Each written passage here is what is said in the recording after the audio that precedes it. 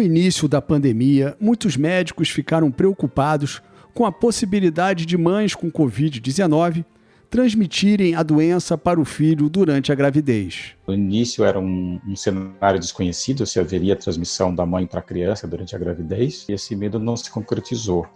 O número de crianças contaminadas a partir da mãe pela gravidez foi praticamente nulo, não é zero, mas é um número muito pequeno de casos, então a maior parte das crianças saiu ilesa durante a gestação. Existe o risco após o nascimento, ou seja, ser contaminado por algum familiar, pela mãe, pai ou algum familiar, via transmissão respiratória ou qualquer outro, né? Mas não pela via gestação, pela via placenta.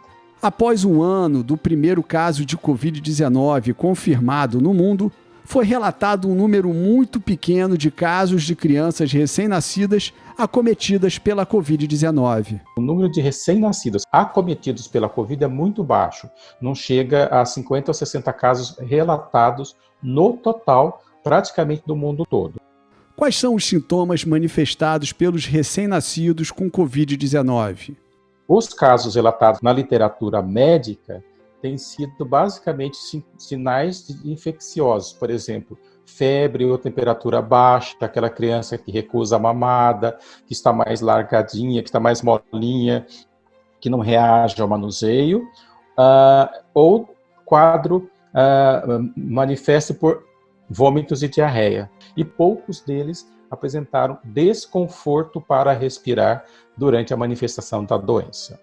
Por que as crianças recém-nascidas são menos acometidas pela Covid-19 em comparação com os adultos? Desde o início da pandemia, a gente ficou preocupado que as crianças recém-nascidas, ou seja, crianças de 0 até 28 dias, por serem consideradas imunossuprimidas funcionais, o que quer dizer isso? Ela não tem ainda o sistema imune desenvolvido como o adulto. A gente achou que essas crianças poderiam ter doenças mais graves. Isso não se comprovou. Pelo contrário, o número de crianças contaminadas é muito baixo, né? E parece, porque não existe ainda nenhuma evidência científica robusta para corroborar isso, que essa diminuição da defesa aparente dessas crianças favorece a não contaminação. E existe aquela relação da instalação do vírus no corpo do adulto decorrente de uma proteína que normalmente existe no nosso corpo e que está associada ao controle da pressão arterial, né? E essa proteína ela ainda não está perfeitamente definida ainda nos recém-nascidos, em crianças pequenas, então é como se o vírus não tivesse uma condição de se implantar, de se aderir no nosso corpo e produzir uma doença mais grave. Mas ainda não existe nenhuma evidência mais concreta justificando o porquê o número tão baixo de recém-nascidos e de crianças novas, né, de 1 a 2 anos, que foram contaminadas ou apresentaram um quadro mais grave da doença.